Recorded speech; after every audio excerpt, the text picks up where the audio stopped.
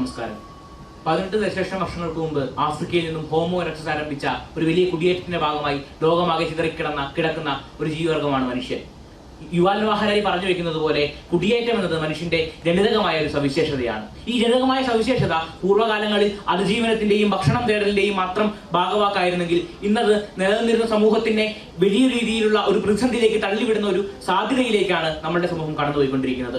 കേന്ദ്ര ആഭ്യന്തര മന്ത്രാലയം പാർലമെന്റിൽ സമർപ്പിച്ച കണക്കുകൾ പ്രകാരം പ്രതിവർഷം ശരാശരി 7 ലക്ഷത്തോളം വരുന്ന യുവാക്കളാണ് ഇന്ത്യയിൽ നിന്നും കുടിയേറി വിദേശ രാജ്യങ്ങളിലേക്ക് പോകുന്നത്. ഏകദേശം ഒരു വിദ്യാർത്ഥിക്ക് 20 ലക്ഷം എന്ന കണക്ക് പരിശോധിക്കുമ്പോൾ തന്നെ ഒരു വർഷം 14,000 കോടിയിലധികം രൂപ വരുന്ന വലിയ സാമ്പത്തിക ഭദ്രതയില്ലായ്മയിലേക്കാണ് നമ്മുടെ രാജ്യം കുടിയേറ്റം എന്ന ഏക വസ്തുത കൊണ്ട് എല്ലാ വർഷങ്ങളിലും കടന്നു പോകുന്നതെന്ന് നമ്മൾ തിരിച്ചറിയേണ്ടതായിട്ടുണ്ട്. ആ നിലയിൽ വലിയ സാമ്പത്തിക ഭദ്രത ഇല്ലാതാക്കുന്ന നിലയിലേക്ക് നമ്മുടെ കുടിയേറ്റം മാറുന്ന ഒരു സാഹചര്യത്തിലാണ് നമ്മളെല്ലാം നിലനിൽക്കുന്നത്. അതുപോലെ തന്നെ നമ്മുടെ സാമൂഹിക ഭദ്രതയെയും ഇത് ബാധിക്കുന്നത് കൊണ്ട് തന്നെയാണ് ഈ കഴിഞ്ഞ വർഷം കേരള സർക്കാർ ഈ തരത്തിലുള്ള യുവാക്കളുടെ കുടിയേറ്റം പരിഹരിക്കുന്നതിനായി നിയമനിർമ്മാണം നടപ്പിലാക്കിയതെന്ന് നമ്മൾ മനസ്സിലാക്കേണ്ടതുണ്ട്. Thank you. Okay, next person. Your time starts now. ബഹുമാന്യ വിധികർത്താക്കൾക്കും പ്രിയ ശ്രോതാക്കൾക്കും നമസ്കാരം. Your time starts now. ബഹുമാന്യ വിധികർത്താക്കൾക്കും പ്രിയ ശ്രോതാക്കൾക്കും നമസ്കാരം. യുവാക്കളുടെ ഇടയിൽ വർദ്ധിച്ചു വരുന്ന കുടിയേറ്റം ഭാരതത്തിൽ നിലനിൽക്കുന്ന സാമൂഹിക സാമ്പത്തിക വ്യവസ്ഥയ്ക്ക് യാതൊരുവിധ രീതിയിലുള്ള ദോഷങ്ങളും വരുത്തുന്നില്ല എന്ന് പറയുവാൻ ഞാൻ ആഗ്രഹിക്കുകയാണ്. ഞാൻ എൻ്റെ നാട്ടിലെ കോട്ടയം ജില്ലയിലെ കുറുപ്പന്ത്ര എന്ന് പറയുന്ന നാട്ടിലെ ഒരു ചെറിയ ഉദാഹരണമാണ് നിങ്ങളുടെ മുമ്പിലേക്ക് വെക്കുവാൻ ആഗ്രഹിക്കുന്നത്. ഈ കുറുപ്പന്ത്ര എന്ന് പറയുന്നത് കോട്ടയം ജില്ലയിലെ തന്നെ ഏറ്റവും ചെറിയ ഗ്രാമങ്ങളിൽ ഒന്നാണ്. ഈ ഗ്രാമങ്ങളിൽ ഒരു വിദേശ വ്യക്തി, അതായത് വിദേശത്ത് പോയി ജോലി ചെയ്ത് അതിനുശേഷം തിരികെ വന്ന വ്യക്തി 25 കോടി രൂപ മുതൽ മുടക്കി അവിടെ ഒരു പ്രസ്ഥാനം ആരംഭിച്ചു. ആ പ്രസ്ഥാനത്തിൽ ഏകദേശം 100-ന് മുകളിൽ ആളുകൾക്ക് ജോലി അദ്ദേഹം കൊടുക്കുന്നുണ്ട്. ഓർക്കണം, 25 കോടി രൂപ അദ്ദേഹം ഒരു ഗ്രാമത്തിൽ നിക്ഷേപിക്കുന്നുണ്ട് എങ്കിൽ അതിന് അദ്ദേഹത്തെ പ്രാപ്തനാക്കിയത് ഈ വിദേശവാസമാണ്. അല്ലെങ്കിൽ വിദേശത്ത് പോയി അദ്ദേഹം ജോലി ചെയ്ത് ആ പണം അദ്ദേഹം തിരികെ കൊണ്ടുവന്ന് കേരളം പോലെയുള്ള ഒരു സംസ്ഥാനത്തിൽ അതിൽ ഏറ്റവും കുറഞ്ഞ ഒരു ഗ്രാമത്തിൽ നിക്ഷേപിച്ചത് കൊണ്ടാണ്. ഇനി മറ്റൊരു ഉദാഹരണം ഞാൻ പറയാൻ ആഗ്രഹിക്കുന്നത് MA യൂസഫ് അലി. ഇന്ന് കേരളത്തിലെ എല്ലാ യുവാക്കളുടെയും ഫലമായി തീർന്നിരിക്കുന്ന, ബിസിനസ് എന്ന സ്വപ്നത്തോടു കൂടി മുൻപോട്ട് പോകുന്ന എല്ലാവരുടെയും ഫലമായി തീർന്നിരിക്കുന്ന MA യൂസഫ് അലി പോലും അദ്ദേഹത്തിന്റെ എല്ലാ ഇൻവെസ്റ്റ്മെന്റും നടത്തിയിരിക്കുന്നത് ഭൂരിഭാഗവും നമ്മുടെ ഇന്ത്യയിലും കേരളത്തിലും തന്നെയാണ് എന്ന് പറയുവാൻ ഞാൻ ആഗ്രഹിക്കുന്നു. സമയം കഴിഞ്ഞു. അടുത്ത ലെവലാണ്. Your time starts now.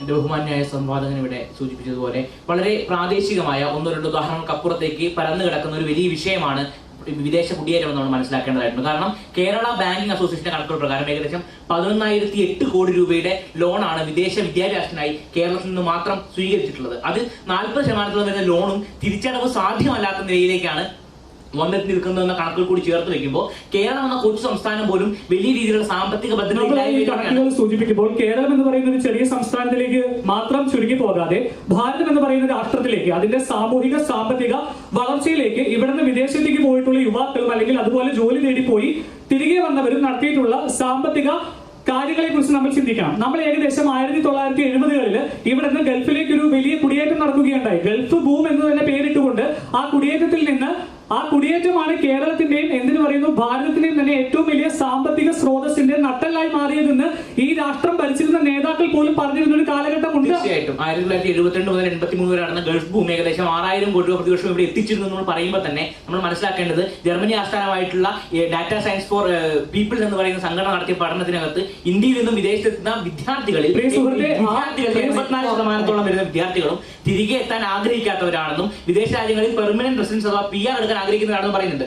അവിടെ തന്നെ വിദേശത്തെ വിദ്യാർത്ഥികൾ അവിടെ തുടരുന്നു എന്ന ഏറ്റവും വലിയ പ്രതിസന്ധിയിലേക്കാണ് നമ്മൾ എത്തിച്ചേരുന്നത്. അതോടൊപ്പം തന്നെ ഒരു വർഷം ഇന്ത്യയെ പറ്റി പറയുമ്പോൾ ഒരു വർഷം ഇന്ത്യയിൽ റിപ്പോർട്ട് ചെയ്യപ്പെടുന്ന വലിയ രീതിയിലുള്ള അഴിമതികൾ, ഈ മേഖലയിൽ തൊട്ട് സ്കാമുകൾ, അഴിമതികളുടെ എണ്ണം 1000-ലധികമാണ്. അത്തരത്തിലുള്ള വലിയ സാമൂഹിക അരക്ഷിതാവസ്ഥ കൂടി ഈ വിദേശ വിദ്യാഭ്യാസവും കുടിയേറ്റവും നമുക്ക് മുമ്പിൽ തുറന്നിടുന്നുണ്ട് എന്നതാണ് യാഥാർത്ഥ്യം. വിദേശ വിദ്യാഭ്യാസത്തിലൂടെയും അല്ലെങ്കിൽ വിദേശ കുടിയേറ്റത്തിലൂടെയും ഇവിടെ അഴിമതികൾ നടക്കുന്നുണ്ട് എന്ന് പ്രിയ സുഹൃത്ത് സ്ഥാപിച്ചെടുക്കാൻ ശ്രമിക്കുന്നു. ഇവിടെ അഴിമതികൾ നടക്കുമ്പോൾ ആ വിദേശ വിദ്യാഭ്യാസത്തിൽ നിന്നും ആ വിദേശ കുടിയേറ്റത്തിൽ നിന്നും ഈ നാട്ടിലേക്ക് ഇത് റിസോഴ്സ്ഫുൾ ആയിട്ട് തിരികെ വരുന്നതിനെ കുറിച്ച് പ്രിയ സുഹൃത്ത് മനഃപൂർവ്വം മറന്നു പോകുന്നു. ഞാൻ നേരത്തെ സൂചിപ്പിച്ചത് ഇവിടെ ഈ പണം കൊണ്ടുവന്ന് ഇൻവെസ്റ്റ് ചെയ്യുന്നതിനെ കുറിച്ച് മാത്രമാണ്. മറിച്ച് അവിടെ പോയി പഠിച്ചിട്ട് തിരികെ ഇവിടെ വന്ന്, അതായത് കേരളത്തിലെ കാര്യം മാത്രമല്ല ഞാൻ സൂചിപ്പിക്കുന്നത്, ഭാരതത്തിലേക്ക് തിരികെ ജോലിക്ക് വരുന്ന ഒരു വലിയ വിഭാഗവും ഇവിടെ ഉണ്ട് എന്നുള്ള കാര്യം പ്രിയ സുഹൃത്ത് മറന്നു പോകുന്നത്. അവിടെയാണ് സാമൂഹ്യ ശാസ്ത്രജ്ഞനായിട്ടുള്ള മുരളി തുമ്മാർ കൂടി പറഞ്ഞു വെക്കുന്ന ഒരു ഭാഗം മനസ്സിലാക്കേണ്ടത്. കാരണം ഹൗസിംഗ് സർവേയുടെ അടിസ്ഥാനത്തിൽ കേരളത്തിൽ മാത്രം 10 ലക്ഷത്തോളം വീടുകളാണ് ഒഴിഞ്ഞു കിടക്കുന്നത്. ഇതിൽ 60% വരുന്ന 10 ലക്ഷത്തോളം വീടുകൾ ഒഴിഞ്ഞു കിടക്കുവാനുള്ള പ്രധാന കാരണം എന്ന് പറയുന്നത് ഇന്ന് കേരളത്തിൽ ന്യൂക്ലിയർ ഫാമിലി എന്നുള്ള ഒരു കോൺസെപ്റ്റിലേക്ക് ഇവിടെ പോയിക്കൊണ്ടിരിക്കുന്നത്. ഒരിക്കലുമല്ല. അതിൽ 60% വരുന്ന വീടുകളുടെയും ഉടമസ്ഥർ യൂറോപ്പിൽ സ്ഥിരതാമസമാക്കിയത് കൊണ്ടാണെന്നും അതേ കണക്കുകൾ മുമ്പോട്ട് വെക്കുന്നത്. അദ്ദേഹം പറഞ്ഞു വെക്കുന്നുണ്ട്, കേരളം കടന്നുപോയിക്കൊണ്ടിരിക്കുന്ന ജനസംഖ്യയില്ലായ്മയുടെ വലിയ അപകടങ്ങൾ 2030 കൂടി നമ്മൾ ദർശിക്കേണ്ടി വരുമെന്ന് നമ്മൾ കാണുന്നുണ്ട്. അതോടൊപ്പം തന്നെ തിരുവല്ല അടക്കമുള്ള കേരളത്തിലെ പ്രാദേശിക മേഖലകളിൽ നടക്കുന്ന ആക്രമണങ്ങളും വീടുകൾ കയറിയുള്ള മോഷണവും എല്ലാം ഇത്തരത്തിൽ വീട് ഒഴിഞ്ഞു കടന്നതിന്റെ ഭാഗമായിട്ടാണെന്ന് കേരള പോലീസ് അടക്കം നോട്ടീസ് അടിച്ച് പറയുന്ന ഒരു സാഹചര്യത്തിലൂടെയാണ് നമ്മൾ കടന്നുപോയിക്കൊണ്ടിരിക്കുന്നത്. കേരള പോലീസ് അടക്കം ഈ പറയുന്ന മേഖലയിലെ കുറ്റങ്ങളും കുറവുകളും മാത്രം ചൂണ്ടിക്കാണിച്ചുകൊണ്ടിരിക്കുന്ന ഒരു കാലഘട്ടത്തിൽ ഈ പറയുന്ന മേഖലയിൽ നിന്ന്, അതായത് വിദേശ വിദ്യാഭ്യാസത്തിലും വിദേശ കുടിയേറ്റത്തിലും നിന്നുകൊണ്ട് ഈ നാട്ടിലെ പല മൾട്ടിനാഷണൽ കമ്പനികളിലും ഇന്ന് തലപ്പത്തിരിക്കുന്നവർ പഠിച്ചിറങ്ങുന്ന വിദേശ യൂണിവേഴ്സിറ്റികളിൽ നിന്നാണ്. കേരളത്തിലെയോ ഭാരതത്തിലെയോ യൂണിവേഴ്സിറ്റികളിൽ നിന്നല്ല. ഇവിടുത്തെ ഏറ്റവും ടോപ്പ് 20 MNCകൾ എടുത്ത് നോക്കുകയാണെങ്കിൽ എന്റെ പ്രിയ സുഹൃത്തെ, ഞാൻ വീണ്ടും പറയുന്നു, അവർക്ക് എല്ലാവർക്കും വിദേശ ഡിഗ്രിയാണ്, അതായത് വിദേശ PG ആണുള്ളത്, പോസ്റ്റ് ഗ്രാജുവേഷൻ ആണുള്ളത്.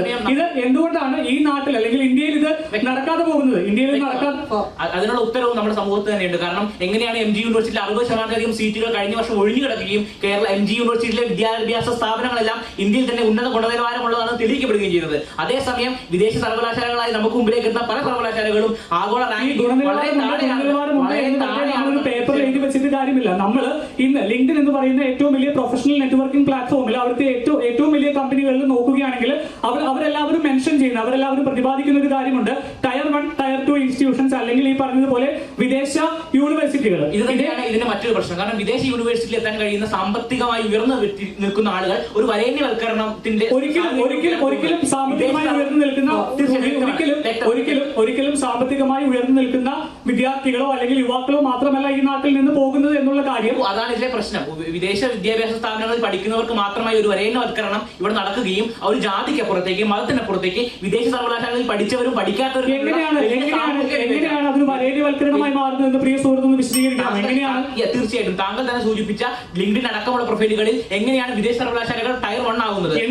താങ്കൾ പറയുന്നു ഭാരതം എന്ന് പറയുന്ന ഒരു രാഷ്ട്രത്തിൽ ഇത് സാമൂഹിക സാമ്പത്തികമായിട്ടുള്ള പ്രശ്നങ്ങൾ ഉണ്ടാക്കുന്നില്ല എങ്കിൽ എന്തുകൊണ്ടാണ് ഈ രാഷ്ട്രത്തിലെ കമ്പനികൾ പോലും അല്ലെങ്കിൽ ഈ രാഷ്ട്രത്തിലെ ഓഫീസുകൾ പോലും അങ്ങനെയുള്ള ഡെസിഗ്നേഷൻസ് അല്ലെങ്കിൽ അങ്ങനെയുള്ള ഇത് മുൻപോട്ട് വെക്കുന്നത് എന്തുകൊണ്ടാണ്? മുമ്പോട്ട് വെക്കുന്നത് ഒരു വലിയ സാമൂഹിക പ്രശ്നമായി മാറുന്നു എന്നുള്ളതാണ് ഏറ്റവും വലിയ പ്രധാനപ്പെട്ടത്. ഇന്ത്യയിലെ IIT-കളിലും IIM-ലും പഠിച്ചിരുന്ന വിദ്യാർത്ഥികളെക്കാൾ കൂടുതൽ കഴിവുണ്ട് വിദേശ രാജ്യങ്ങളിലെ വളരെ നിലവാരം കുറഞ്ഞ സർവകലാശാലയിൽ പഠിക്കുന്നവർക്ക് നമ്മൾ കരുതുന്നുണ്ടെങ്കിൽ അത് വലിയൊരു വരേണ്യവൽക്കരണമാണ്.